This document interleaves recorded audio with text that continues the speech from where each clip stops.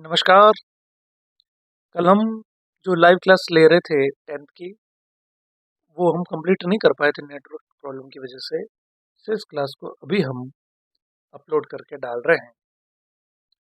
तो कल जहाँ हमने ख़त्म किया था वहीं से इसको स्टार्ट कर रहे हैं। तो एक बार हम पुनः देख लेते हैं कि हमने कहाँ तक ख़त्म किया था। हमने देखा था कि जो धातु के गुणधर्म है उनके अंदर धात्विक चमक होती है, यानी कि धातु की सतह पर जो चमक होती है उसी को हम धात्विक चमक कहते हैं। दूसरा देखा धातु का गुण कठोरता, कि धातु सामान्यतः कठोर होती है, हार्ड होती है, हम उनको जल्दी से तोड़ नहीं सकते हैं, उनको मोड़ नहीं सकते हैं, कठोर होती है थोड़ी। तीसरा गुण होता है आघात वर्धनीयता या आघात वर्ध्यता, धातुओं को पीट कर पतली चादर बनाया जा सकता है, इस गुणधर्म को हम आघात वर्ध्यता कहते हैं। ठीक है।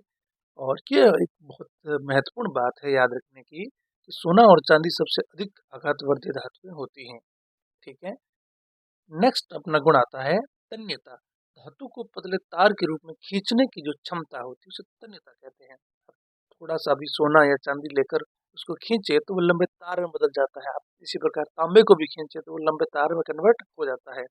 जिन जिन धातुओं के तार आपने देखे हैं, इसका मतलब है कि उनमें तन्यता थी, तभी उनका तार बनाया जा सका है। तो इस गुण को हम तन्यता कहते हैं। नेक्स्ट आता है चालकता। किसकी चालकता? अभी हम बात करें उष्मा की चालकता। जैसे विद्युत की भी चालकता होती है और उष्मा की भी चालकता होती है। तो धातु उष्मा के सुचालक हैं, धातु उष्मा के सुचालक हैं। यहाँ तक हमने क्लास को लिया था। अब इस पॉइंट को आगे देखते हैं। तो धातु उष्मा के सुचालक है और इनका गलनांक बहुत अधिक होता है। इनका गलनांक बहुत अधिक होता है।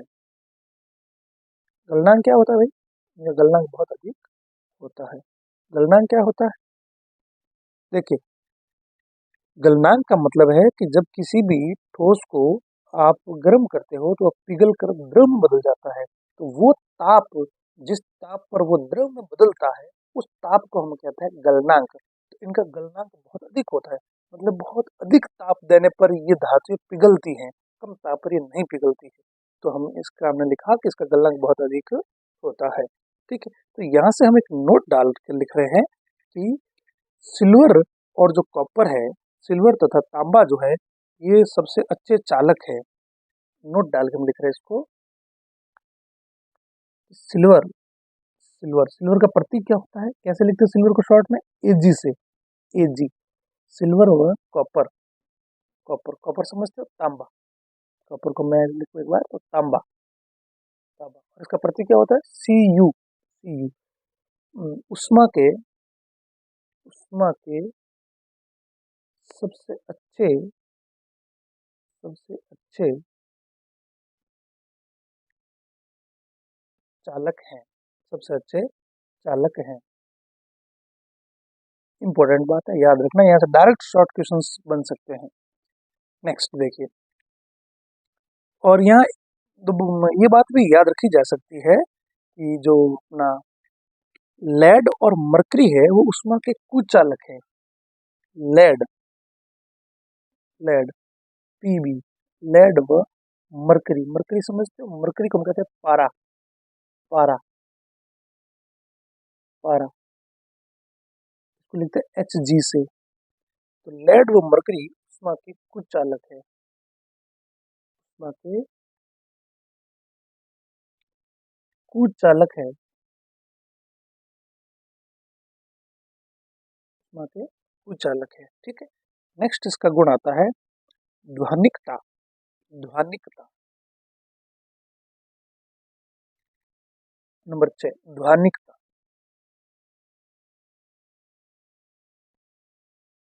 ध्वनिकता, ध्वनिकता क्या है? ध्वनिकता का मतलब है, ध्वनिकता का मतलब है कि जो धातु कठोर सतह से टकराने पर आवाज उत्पन्न करती है, जो धातुएं, जो धातुएं कठोर सतह से, कठोर सतह से टकराने पर आवाज उत्पन्न करती है, आवाज उत्पन्न करती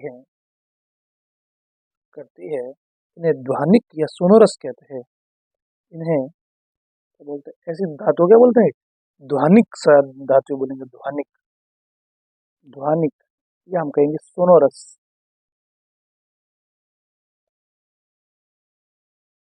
सोनोरस धातुएं कहते हैं,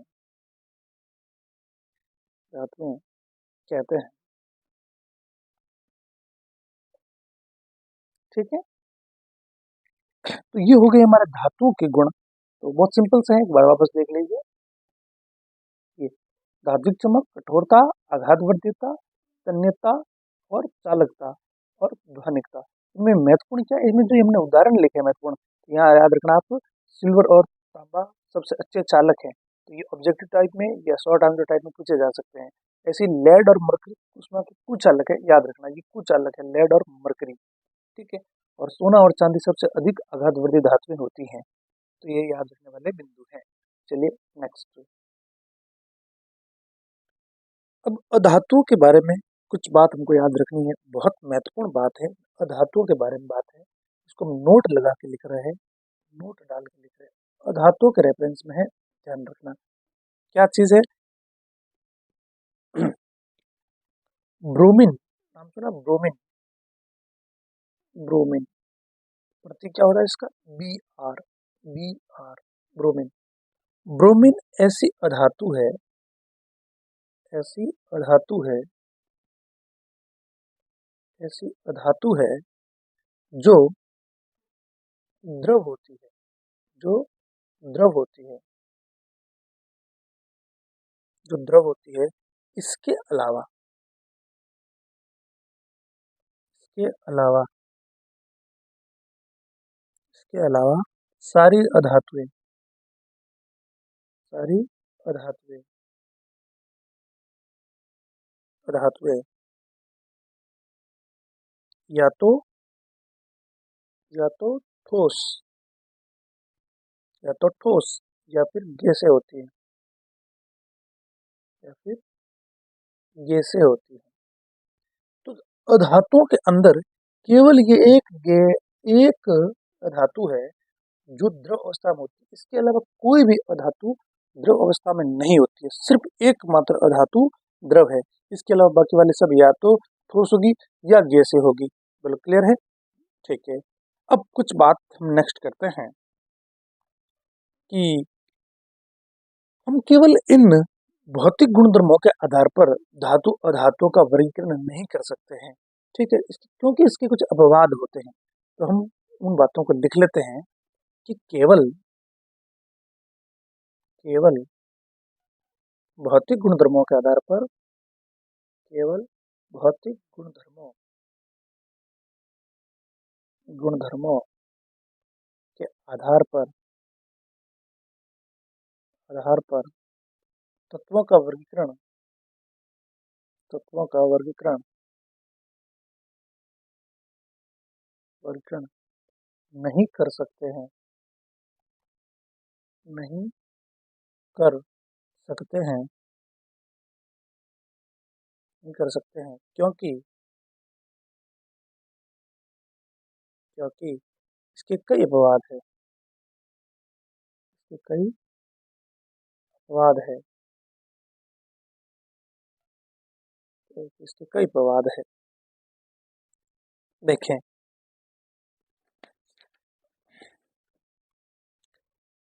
कुछ अपवादों की हम बात करते हैं। पहला अपवाद, पहला अपवाद है कि मरकरी को छोड़कर सारी धातुएं कमरे के ताप पर ठोस अवस्था में पाई जाती हैं। मरकरी को छोड़कर बाकी सभी धातुएं कैसी होती है, ठोस अवस्था में। तो हम ये तो नहीं कह सकते कि जो ठोस होती है वो धातुएं होती हैं, है ना, क्योंकि इसका अपवाद है मरकरी। तो इसलिए ये अपवाद हो गया कि मरकरी, मरकरी, मरकरी बोले तो H G, H G, mercury को छोड़कर, मरकरी को छोड़कर से सभी धातुएं, से सभी धातुएं कमरे के ताप पर कैसी होती है, कमरे के ताप पर, कमरे के ताप पर ठोस होती है, कमरे के ताप पर ठोस होती है। समझ में आया? धातुओं का गलनांक बहुत अधिक होता है। धातुओं का गलनांक बहुत अधिक होता है, अभी मैंने समझाया था। धातुओं का गलनांक बहुत अधिक होता है, वो पिघलती नहीं है आसानी से, बहुत उच्च ताप पर ही पिघलेगी। तो धातु गलनांक बहुत बहुत अधिक होता है या बहुत उच्च होता है, बहुत उच्च होता है। ठीक है। लेकिन गैलियम और सीजियम ऐसी धातु है, कौन सी? तो गैलियम, गैलियम, गैलियम व सीजियम, सीजियम, गैलियम व सीजियम का गलनांक, का गलनांक क्या होता है? बहुत कम होता है, बहुत कम होता है। तो यहाँ से क्या बात समझ आ रही? कहने का मतलब ये बात है कि जिनका, जो धातुएं ठोस होती हैं, जो जो धातु, जो चीजें ठोस होती हैं, जो तत्व ठोस होते हैं, क्या वो सभी धातुएं होती है? नहीं, क्योंकि मरकरी द्रव है, अपवाद है। क्या जिनका गलनांक उच्च होता है वो सभी धातुएं होगी? नहीं, क्योंकि गैलियम और सीजियम का गलनांक कम होता है, फिर भी ये क्या है? धातु है। तो हम इस भौतिक अवस्था के आधार पर ये नहीं कह सकते कि कौन सा द्रव होगा या कौन कौन सा धातु होगा या कौन सा अधातु होगा। धातु और अधातु का वर्गीकरण केवल इन भौतिक गुण धर्मों के आधार पर करना मुश्किल है।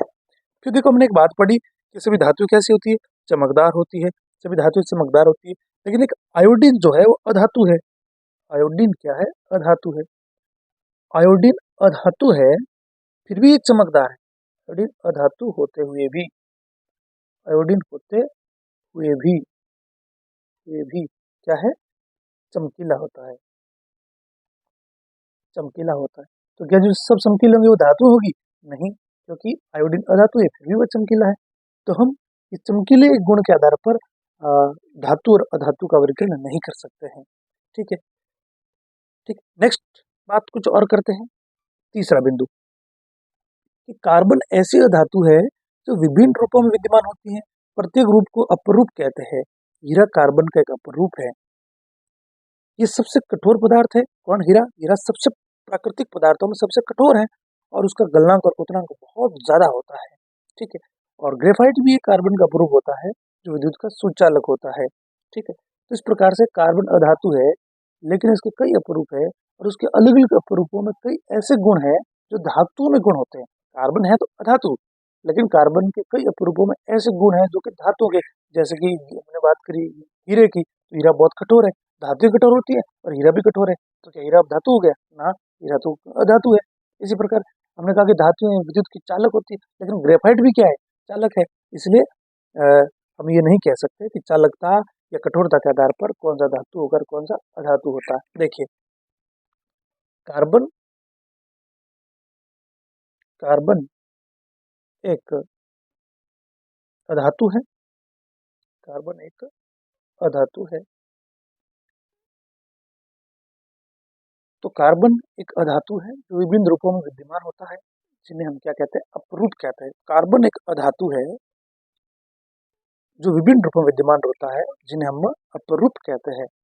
ठीक है। इसका उदाहरण क्या है? याद रखेंगे कि हीरा, हीरा जो है वो कार्बन का एक अपरूप है। और खास बात क्या है कि ये सबसे सबसे कठोर प्राकृतिक पदार्थ है, सबसे कठोर प्राकृतिक पदार्थ है। ठीक है। जबकि कठोरता किसका गुण है? धातुओं का। और ये क्या है? अधातु है, फिर भी यह कठोर है। इसका गलनांक और क्वथनांक बहुत उच्च होता है। क्या होता है? बहुत उच्च होता है, बहुत उच्च। क्या? गलनांक और क्वथनांक। जबकि गलनांक और क्वथनांक उच्च किसके होते हैं? धातुओं के होते हैं। लेकिन ये अधातु है और फिर भी इसका गलनांक और क्वथनांक क्या है?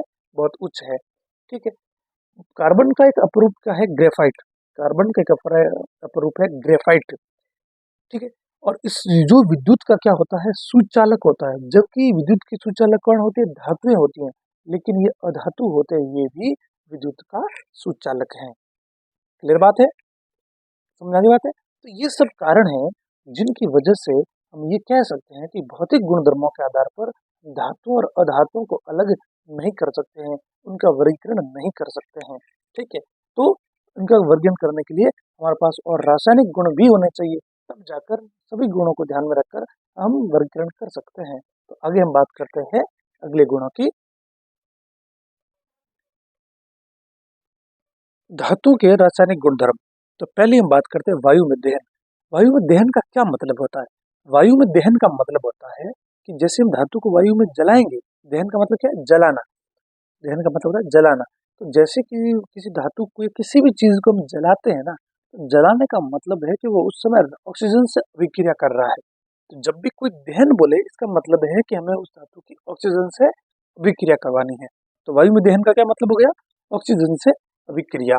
तो यानी कि वायु में दहन बोले तो हम अभी इन धातुओं की ऑक्सीजन से अभिक्रिया देख रहे हैं। ठीक है। तो ये देखा गया कि सभी धातुएं वायु में जो दहन होता है या जो ऑक्सीजन से अभिक्रिया होती है, वो एक समान दर से नहीं करती हैं। सबकी अभिक्रियाशीलता ऑक्सीजन के प्रति एक समान नहीं होती है। सबकी अभिक्रियाशीलता अलग अलग होती है। तो हम पहले कुछ उदाहरणों को देख लेते हैं धातुओं के, फिर हम ये अंत में बिंदु लिख देंगे कि इस प्रकार सभी धातुएं असमान रूप से अभिक्रियाशील होती हैं ऑक्सीजन के प्रति। तो हम पहली बात करते हैं मैग्नीशियम की। मैग्नीशियम, तो मैं यह लिख लेता हूँ मैग्नीशियम। मैग्नीशियम मैग्नीशियम बोले तो Mg की अभिक्रिया या Mg का दहन, ऐसे लिख लेते हैं। तो देखिए मैं डायरेक्ट अभिक्रिया लिख लूँ Mg। जब Mg का हम दहन करवाते हैं ऑक्सीजन से की अभिक्रिया करवाते हैं, तो क्या बनता है? तो ऑक्सीजन तो मैग्नीशियम ऑक्साइड बनता है। क्या बनेगा? Magnesium oxide. अभी यहाँ पर महत्वपूर्ण बात क्या है, हमें ये याद रखना पड़ेगा कि किस प्रकार से ये अभिक्रिया हो रही है, किस प्रकार से अभिक्रिया। तो इनकी अभिक्रिया हो रही है तो बनता क्या है? क्या बनेगा? मैग्नीशियम का ऑक्साइड बनेगा। मैग्नीशियम का ऑक्साइड बनाने के लिए हम क्या करें?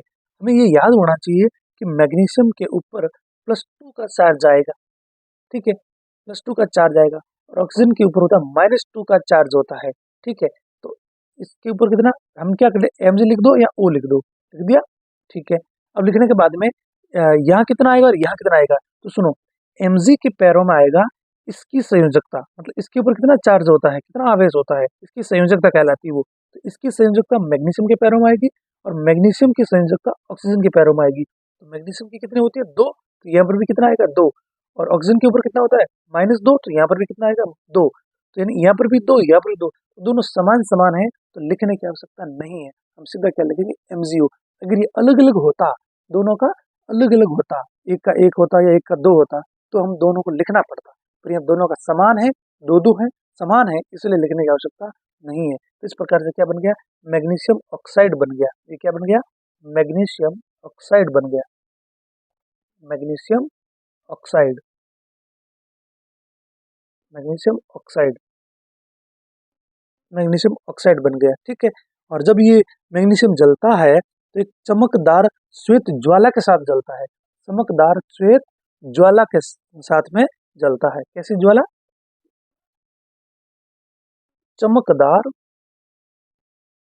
चमकदार श्वेत ज्वाला। चमकदार श्वेत ज्वाला के साथ जलता है। चमकदार श्वेत ज्वाला के साथ में ये जलता है। तो यहाँ से हम एक बात समझ गए हैं कि जब धातुओं की ऑक्सीजन से अभिक्रिया करवाई जाएगी या जब धातुओं का वायु में दहन किया जाएगा, तो धातुओं के ऑक्साइड बनते हैं। क्या बनता है? धातुओं के ऑक्साइड बनते हैं। इसलिए हम लिख सकते हैं कि धातु, कोई भी धातु होगी, उस धातु का अगर हम ऑक्सीजन से अभिक्रिया करवा दें, ऑक्सीजन से अभिक्रिया करवा दें, तो क्या बनेगा? याद रखेंगे, बनेगा धातु ऑक्साइड। क्या बनता है? धातु ऑक्साइड बनता है। धातु ऑक्साइड। अलग अलग धातु होगी तो अलग अलग धातु ऑक्साइड बनेंगे, पर जो भी होगा धातु ऑक्साइड बनेंगे। ठीक है, हम उदाहरण लेकर समझ लेंगे। अभी यहाँ पर सब क्लियर बात है। हम उदाहरण लेते हैं कि जब कॉपर को वायु में गर्म किया जाता है तो कॉपर किस प्रकार से ऑक्साइड बनाता है। चलिए देखिए, कॉपर का दहन मैं लिख लेता हूँ। कॉपर का दहन। कॉपर का दहन। कॉपर का दहन। कॉपर का दहन। अभिक्रिया देखिए, ये कॉपर है, Cu कॉपर, इसका दहन करना तो मतलब ऑक्सीजन से अभिक्रिया करवानी। ठीक है, कॉपर Cu कॉपर और ऑक्सीजन से अभिक्रिया करवानी, दहन का मतलब जब आप अभिक्रिया करवाएंगे तो क्या बनेगा, धातु ऑक्साइड बनता है, यानी कि कॉपर ऑक्साइड बनेगा। तो कॉपर ऑक्साइड लिखने के लिए क्या करो, हम हम यहाँ पर लिख लेते हैं, मैं आपको अलग से थोड़ा समझा दूं।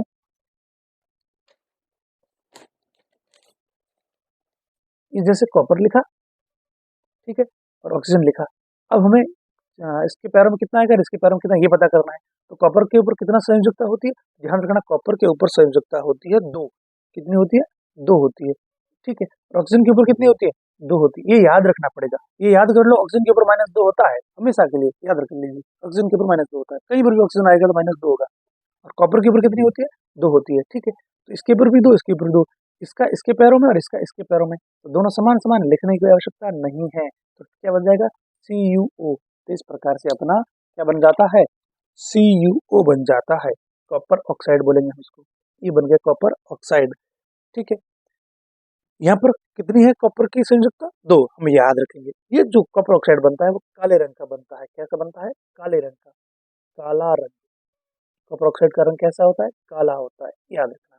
ओके, अगर आपसे कहा जाए कि इस अभिक्रिया को संतुलित कीजिए तो कर सकते हैं। संतुलित में क्या करना है कि जितने परमाणु इधर है उतने उतने परमाणु इधर भी होने चाहिए, दोनों साइड में सेम परमाणु होने चाहिए। इधर कॉपर कितना है, 1 है, इधर भी कितना है, 1 है, चलो ये तो बराबर है। ऑक्सीजन का देखो, इधर ऑक्सीजन कितना है, O2, यानी 2 ऑक्सीजन के परमाणु है, इधर कितना है, 1 ही है। तो यहाँ ऑक्सीजन की संख्या दोनों साइड बराबर नहीं है, तो बराबर करना है। तो बराबर करने के लिए क्या करें, तो इधर ऑक्सीजन 2 है, तो अगर मैं इस पूरे को 2 से गुणा कर दूं तो ये ऑक्सीजन कितने हो गए, 2 हो गए। तो अब ऑक्सीजन हो गए बराबर, इधर भी ऑक्सीजन 2, इधर भी 2। लेकिन क्या हुआ, कॉपर भी 2 हो गए, गुणा हुआ तो कॉपर से भी होगा, तो कॉपर भी 2 हो गए। तो अब इधर भी कॉपर को 2 कर सकते हैं क्या, हाँ, यहाँ 2 से गुणा कर दो कॉपर को, तो कॉपर भी कितने हो गए, 2 हो गए। इस प्रकार से अभिक्रिया हो गई, संतुलित हो गई। तो इस प्रकार से जब कॉपर का दहन होता है तो काले रंग का कॉपर ऑक्साइड बनाता है। ये क्या है, कॉपर ऑक्साइड है, कॉपर ऑक्साइड है। तो इस प्रकार से जब कॉपर की अभिक्रिया होती है तो काले रंग का कॉपर ऑक्साइड बनता है। बोलो समझा की बात, चलिए आगे। ठीक है, इसी प्रकार अगर हम एल्यूमिनियम का दहन करवाए, एल्यूमिनियम का दहन करवाए, एल्यूमिनियम का दहन करवा दें, ये रहा एल्यूमिनियम, एल्यूमिनियम, एल्यूमिनियम का दहन करवा दें तो क्या होगा, हम एल्यूमिनियम का दहन करवा सकते हैं। और एल्यूमिनियम का दहन करवाने के लिए हम लिख लिया ये एल्यूमिनियम, इसके अभिक्रिया करवाने के ऑक्सीजन से, चलिए करवा दीजिए, और क्या बनेगा, एल्यूमिनियम का ऑक्साइड बनेगा। ठीक है, एल्यूमिनियम ऑक्साइड बनाना है तो क्या करना है, चलिए वापस एक बार देखते हैं। ये रहा एल्यूमिनियम और ये रही ऑक्सीजन। ठीक है, सॉरी, ये रही एल्यूमिनियम और ये रही ऑक्सीजन। ठीक है, दोनों को लिखना है। तो इसका तो संयोजकता इसके पैरों में और इसकी संयोजकता इसके पैरों में। एल्यूमिनियम पे कितनी होती है, हम याद रखेंगे, एल्यूमिनियम पर होती है 3 संयोजकता, +3 होता है। ऑक्सीजन पे कितनी होती है, अभी बताया था कितनी होती है, -2 होता है। प्लस वाले को हमेशा किसी का अणु पहले लिखना है और माइनस वाले को बाद में लिखना है। ठीक है, इसका इसके पैरों में और इसका इसके पैरों में। तो बताओ अब क्या समान है दोनों की, नहीं समान नहीं, इसकी 3 है इसकी 2 है, तो ये अलग अलग है, अलग अलग है तो लिखनी पड़ेगी। चलो लिख लेते हैं, हमने लिखा एल्यूमिनियम, इसके पैरों में आ गई ऑक्सीजन की संयोजकता और ऑक्सीजन के पैरों में चली गई इसकी संयोजकता, क्या बन गया, Al2O3, ये बन गया एल्यूमिनियम ऑक्साइड। सिंपल है, ठीक है, तो ये लिखा हमने Al2O3, क्या बन गया, एल्यूमिनियम ऑक्साइड बन गया, बोला सिंपल। चलिए नेक्स्ट, अब हम एक नोट डाल के पॉइंट लिख रहे हैं और ये बहुत इंपॉर्टेंट है, थोड़ा ध्यान देकर सुने।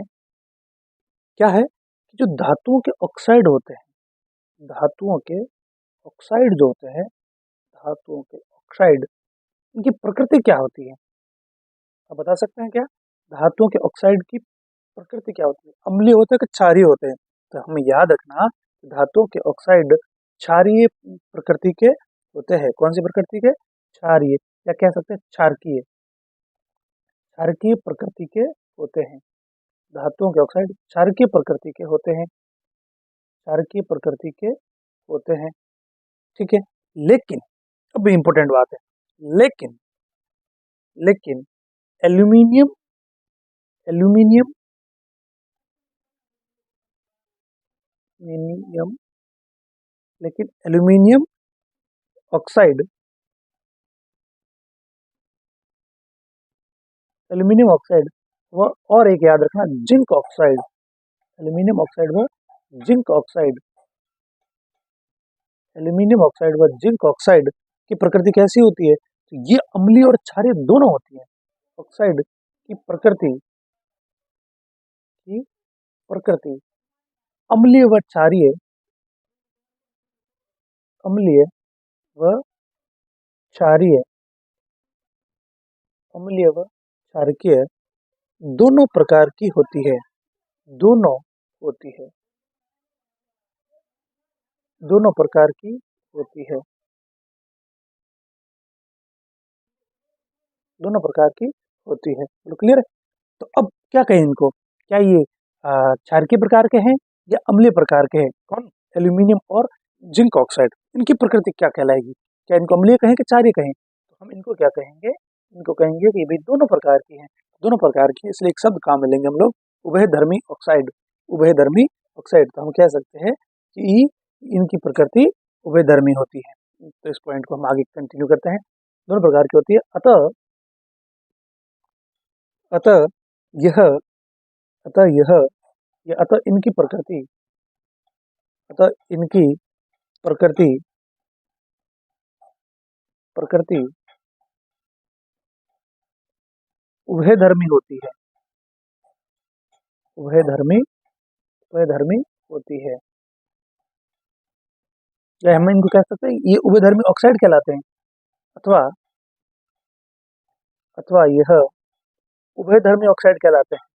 उभयधर्मी, उभय का मतलब क्या था? दोनों, उभयधर्मी ऑक्साइड कहलाते हैं।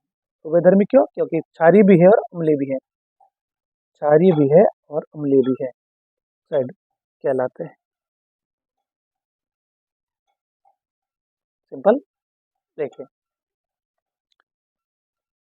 अगर हम जैसे उदाहरण के लिए हम लेते हैं, हमने लिया एल्यूमिनियम का ऑक्साइड, ये रहा एल्यूमिनियम का ऑक्साइड Al2O3। अब याद हो जाएगा एल्यूमिनियम का ऑक्साइड क्या होगा? Al2O3। अगर हम इसके अम्ल से अभिक्रिया करवाते हैं, सपोज करो हमने ये अम्ल से करवाई HCl, अम्ल है हाइड्रोक्लोरिक अम्ल, अम्ल से अभिक्रिया करवाई तो क्या बनेगा? तो ये अम्ल से अभिक्रिया करेगा, हाँ बिल्कुल ये अम्ल से अभिक्रिया करेगा, क्योंकि ये इस क्षारीय प्रकृति दर्शाता है। तो ये क्षार और ये अम्ल, क्षार और अम्ल आपस में अभिक्रिया कर लेंगे, और क्षार और अम्ल आपस में अभिक्रिया करके क्या बनाते हैं? ये लवण बनाते हैं। क्या बन जाएगा? लवण। कैसे बनेगा? कैसे लवण बनेगा? कि इसका इसका जो धनायन है वो इसके ऋणायन के साथ जाएगा, और इसका जो ऋणायन है वो इसके धनायन के साथ जाएगा। समझाने के लिए साइड में लिख लेता हूँ कि इसके ऊपर क्या चार्ज होता है? धनावेश होता है। कितना? +3। इसके ऊपर कितना होता है? -2 का चार्ज होता है। और हाइड्रोजन पर कितना होता है? +1 का चार्ज होता है। क्लोरीन पर कितना होता है? -1 का चार्ज होता है। तो अब कुछ मत करना कि इनके प्लस माइनस को आपस में इंटरचेंज कर देना। चलिए कर लेते हैं। तो इसके एल्यूमिनियम के साथ में कौन आ जाएगा? क्लोरीन आ जाएगा। ये आ गया क्लोरीन, क्या आ गया? क्लोरीन आ गया। ठीक है क्लोरीन। और अब देखो एल्यूमिनियम के ऊपर कितना? 3 है, तो इसके पैरों में कितना जाएगा? 3 जाएगा। और क्लोरीन पर कितना? -1 है, एक लिखने की आवश्यकता नहीं है, 3 लिख लेते हैं। AlCl3 क्या बन गया? AlCl3, ये बन गया एल्यूमिनियम क्लोराइड। ठीक है। इसी प्रकार अब इसका ऑक्सीजन और इसका हाइड्रोजन आपस में अभिक्रिया कर लेगा, और अभिक्रिया करके क्या बना लेगा? देखो ये हाइड्रोजन, क्योंकि प्लस वाले पहले लिखना और माइनस वाले को बाद में लिखना। ये ऑक्सीजन, ये ऑक्सीजन। तो देखो ऑक्सीजन पे चार्ज कितना होता है? 2। हाइड्रोजन पे कितना होता है? 1। तो ऑक्सीजन का तो इसके पैरों में आएगा कितना? 2। और ऑक्सीजन के पैरों में इसका जाएगा कितना? 1। लिखने की आवश्यकता नहीं है, तो क्या बन गया? H2O। ठीक है। तो इस प्रकार से ये तो बन गया लवण, और ये बन गया जल। तो जब अम्ल और क्षार की अभिक्रिया होती है तो क्या बनता है? लवण और जल बनता है। तो देखिए ये तो क्या है? अम्ल है। ये क्या है? अम्ल है। और इसकी प्रकृति कैसी होगी? क्षारीय होगी। तो ये क्षार है। ठीक है। तो यहाँ पर एल्यूमिनियम कैसा व्यवहार कर रहा है? क्षार की तरह व्यवहार कर रहा है। ठीक है। और लवण और जल बना रहा है। अब अगर आपको कहा जाए कि इस अभिक्रिया को संतुलित करना है तो कर सकते हैं क्या? बिल्कुल कर सकते हैं। देखिए क्या करें हम लोग? बराबर करना है तो देखिए एल्यूमिनियम इधर 2 है, इधर कितना है? 1 ही है। हम सबसे पहले यहाँ पर एल्यूमिनियम की संख्या को बराबर कर लेते हैं। तो मैं यहाँ लिख लेता हूँ 2। जैसे यहाँ मैंने 2 लिखा, एल्यूमिनियम बराबर हो गए, ठीक है। एल्यूमिनियम बराबर होने के बाद में अब क्या हुआ कि यहाँ क्लोरीन कितने हो गए, 6 हो गए, क्लोरीन 6 हो गए, यहाँ क्लोरीन एक ही है, तो यहाँ पर क्लोरीन बराबर करने के लिए यहाँ मैं 6 से गुना कर दूं, तो कितना हो गया क्लोरीन, यहाँ पर भी 6 हो गए। अब एल्यूमिनियम बराबर हो गए, क्लोरीन बराबर हो गए। अब देखो हाइड्रोजन इधर कितना है, 6 हाइड्रोजन है, इधर कितने हैं, इधर भी 2 है, तो क्या करें, अगर इस 2 को हम 3 से गुणा करें, 3 से गुणा करें तो हाइड्रोजन कितने हो गए, 6 हो गए। तो इस प्रकार से हाइड्रोजन भी क्या हो गए, बराबर हो गए। अब ऑक्सीजन को देखो, ऑक्सीजन कितना कितना है इधर 3 इंटू 1 है, तो कितने ऑक्सीजन हो गए, 3 ऑक्सीजन हो गए। इधर कितना है, इधर भी 3 है, तो ऑक्सीजन भी क्या हो गए, बराबर। इस प्रकार से अभिक्रिया क्या हो गई, संतुलित हो गई। चलो क्लियर है। आगे बात करें, हम एल्यूमिनियम की अभिक्रिया करवाते हैं क्षार से, देख क्या होता है, क्या ये क्षार से अभिक्रिया करेगा तो अम्ल की भांति काम करना चाहिए, जो देखो एक करवाते हैं। ये रहा हमारा एल्यूमिनियम ऑक्साइड Al2O3, ठीक है। अभिक्रिया करवाते हैं किससे, क्षार से। क्षार के रूप में हमने ले लिया NaOH। NaOH क्या होता है, सोडियम हाइड्रोक्साइड, सोडियम हाइड्रोक्साइड। इससे अभिक्रिया करवा दी, तो सोडियम हाइड्रोक्साइड से अभिक्रिया करवाने पर क्या बनता है, तो चलिए देखें, वही बात सेम देखें। तो यहाँ थोड़ा सा ध्यान रखना है कि क्या बनता है, NaNaAlO2, NaAlO2, ठीक है। इसको बोलते हैं sodium aluminate, sodium sodium aluminate, sodium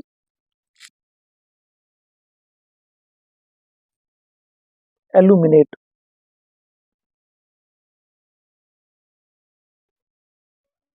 sodium aluminate बनता है, ठीक बात है। साथ में क्या बनेगा, जल बन जाएगा, साथ में क्या बनता है, जल बनता है, ठीक बात है।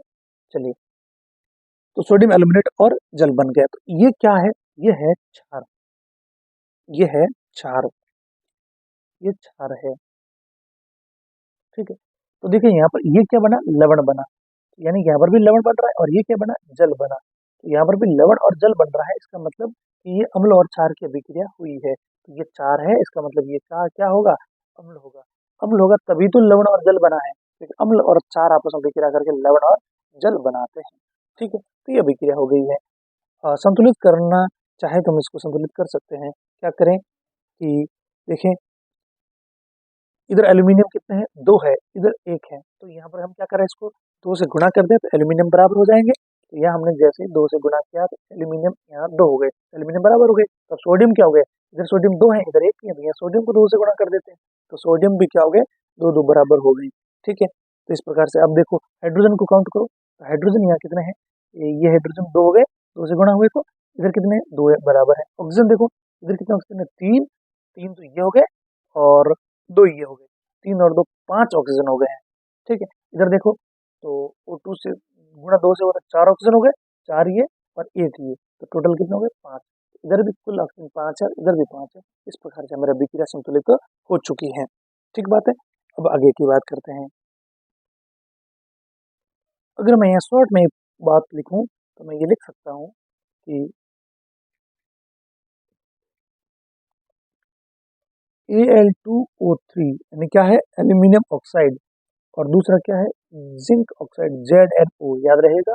एल्यूमिनियम ऑक्साइड और जिंक ऑक्साइड, ये दोनों ही कैसे होते हैं, उभयधर्मी ऑक्साइड होते हैं। कैसे होता है ये, उभयधर्मी ऑक्साइड होते हैं, उभयधर्मी, उभयधर्मी ऑक्साइड होते हैं, उभयधर्मी ऑक्साइड होते हैं। ये बात हम याद रखेंगे।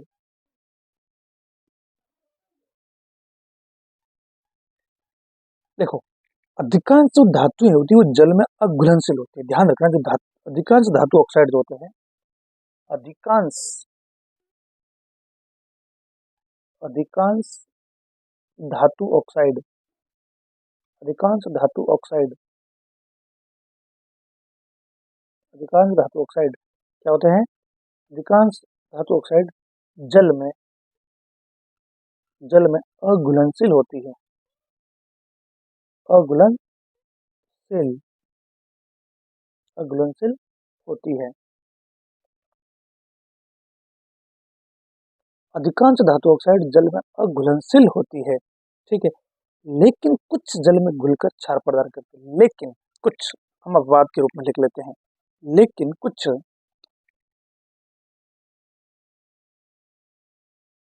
लेकिन कुछ जल में घुलकर लेकिन कुछ जल में घुलकर क्या प्रदान करती है? क्षार प्रदान करती है। क्षार प्रदान करती है। कुछ जल में घुलकर क्षार प्रदान करती है। ठीक बात है। जैसे उदाहरण के लिए बात करें तो एक तो है अपना सोडियम ऑक्साइड और एक है पोटेशियम ऑक्साइड। ये दोनों ही ऐसे हैं जो जल में घुलने पर क्षार प्रदान करते हैं। कौन कौन है? सोडियम ऑक्साइड व यहाँ लिख देते हम लोग, जैसे जैसे कौन? जो oxide sodium oxide sodium oxide नाम के सूत्र बनाने आने चाहिए अपने को। ये कैसे पॉसिबल होगा?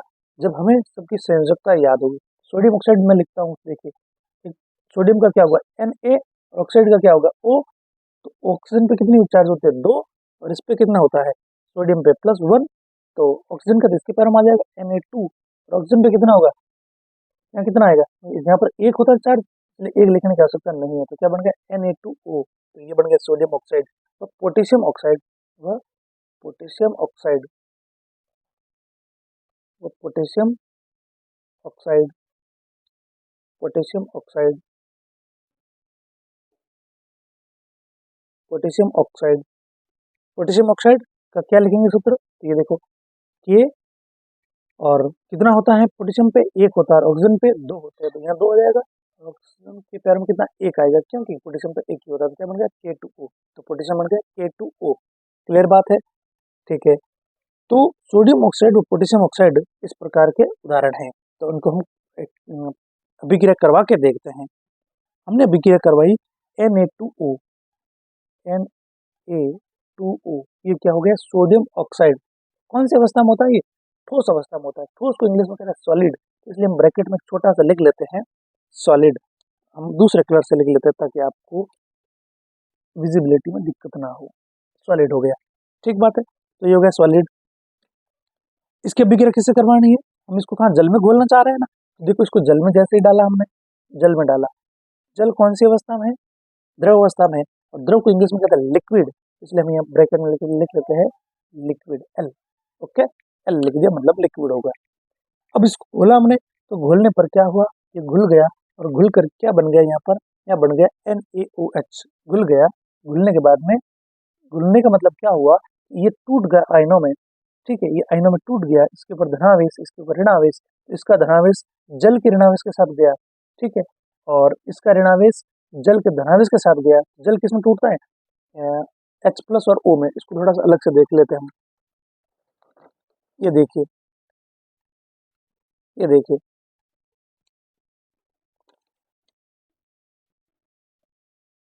जल को जब तोड़ते हैं ना, तो ऐसे तोड़ना है। एक तो बनेगा H+ और एक बनेगा OH-। जब जल को आयनों में तोड़ना है तो कैसे टूटेगा? H+ और OH- में टूटेगा। चलो, क्लियर है। और अगर हम बात करें किसकी? अभी Na2O की। Na2O की अगर इसको हम तोड़ें तो ये कैसे टूटेगा? Na+ में और O-2 में, इस प्रकार से टूटता है। ठीक है, जैसे हमने इसको तोड़ा तो क्या बन जाता है? तो देखो क्या बन जाएगा अभी इनको मिलाने पर। तो ये Na+ तो किसके साथ चला जाएगा? इस माइनस के साथ चला जाएगा, तो इसके साथ चला जाएगा। तो क्या बन गया? NaOH। और ये हाइड्रोजन के साथ चला जाएगा ऑक्सीजन के साथ में, तो क्या बन जाएगा? H2O।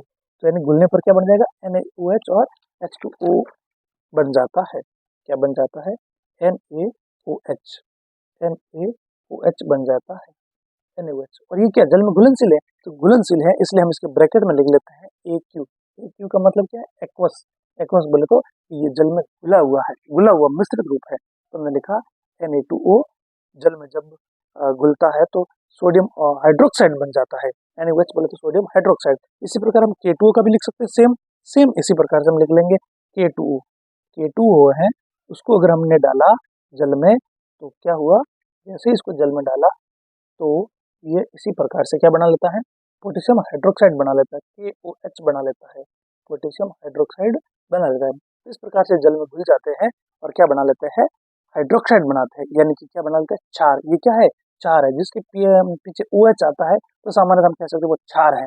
तो क्या बन जाते हैं, क्षार बन जाते हैं। तो इस प्रकार से ये दोनों जो धातु ऑक्साइड है वो जल में घुलनशील होते हैं और धातु हाइड्रोक्साइड बनाते हैं, यानी कि क्षार बनाते हैं। ठीक बात है। अब देखिए, हम ये कह सकते हैं कि सभी धातुएं ऑक्सीजन के प्रति एक समान दर से अभिक्रिया नहीं करती है। हम लिख सकते हैं, हम बोल सकते हैं कि सभी धातुएं सभी धातुएं एक समान दर से एक समान दर से ऑक्सीजन से अभिक्रिया नहीं करती है। ऑक्सीजन से अभिक्रिया अभिक्रिया नहीं करती है, नहीं करती है, नहीं करती है, बल्कि सबकी अभिक्रियाशीलता भिन्न होती है। बल्कि बल्कि सभी धातुओं की अभिक्रियाशीलता बल्कि सभी धातुओं की अभिक्रियाशीलता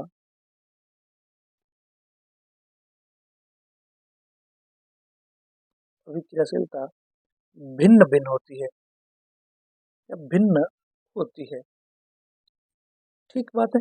चलिए, हम एक बात करते हैं कि जो पोटेशियम और सोडियम जो है, इनको अगर हम वायु में छोड़ दें, इसको सोडियम और पोटेशियम को अगर हम वायु में छोड़ दें, तो ये इतनी तेजी से ऑक्सीजन से अभिक्रिया करती है कि आग पकड़ लेती है और वहां पर आकस्मिक आग लग जाती है। ठीक है।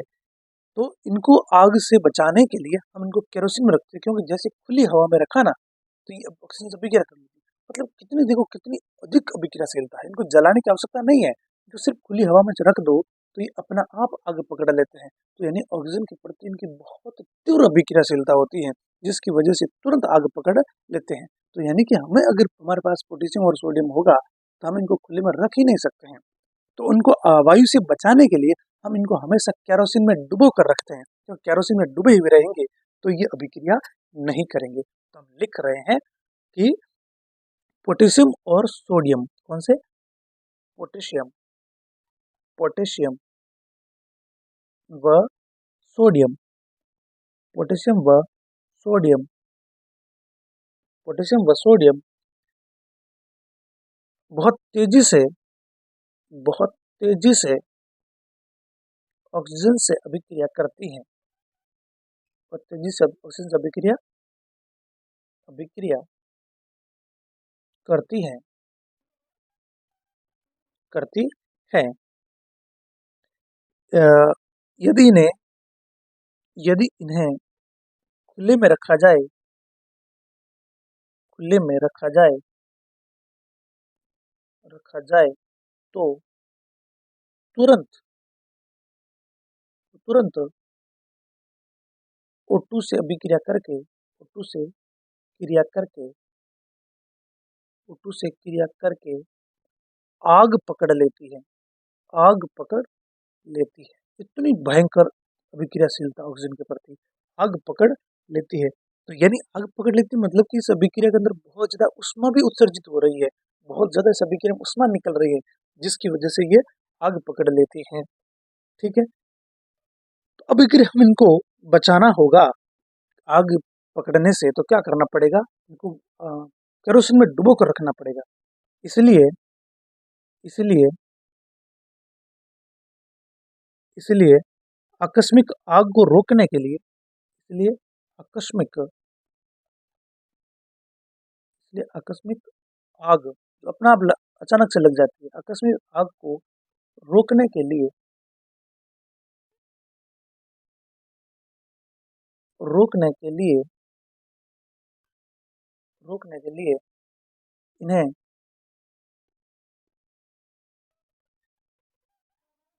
केरोसिन में केरोसिन में डुबो कर रखा जाता है। केरोसिन में डुबो कर रखा जाता है। तो कोई पूछे कि नहीं, केरोसिन में क्यों रखा जाता है, क्योंकि ये ऑक्सीजन के प्रति बहुत अधिक क्रियाशील होती है, इसलिए अचानक आग पकड़ लेती है। तो इस आग को रोकने के लिए इनको केरोसिन में डुबो कर रखा जाता है। तो ये बात होगी हमारे पोटेशियम और सोडियम की। ठीक है।